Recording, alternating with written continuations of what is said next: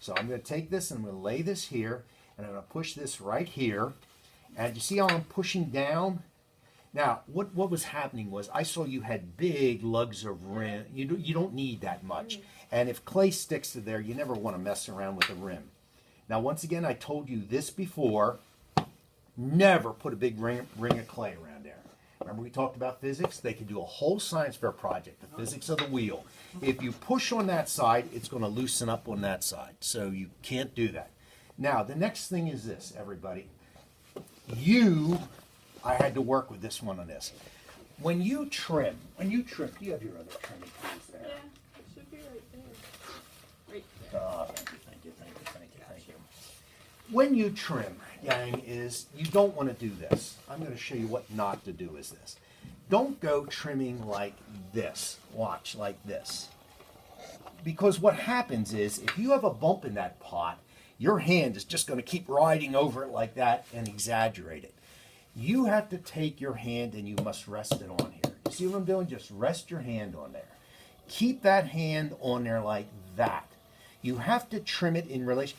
See what I did there by doing that like that? You see how uneven it gets?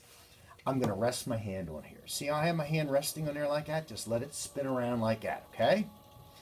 Then what you're going to do is take this hand, and rest it on here like this. You see how my hands are locked together?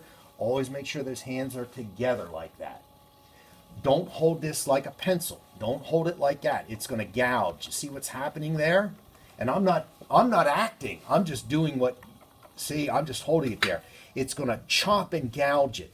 You want to hold it like this so it shaves it away. Now, here's my mark right there that I'm going to trim into. You're going to hold it like this so it shaves away. See, I'm holding it like this. And what side are you going to use? The flat or the rounded side?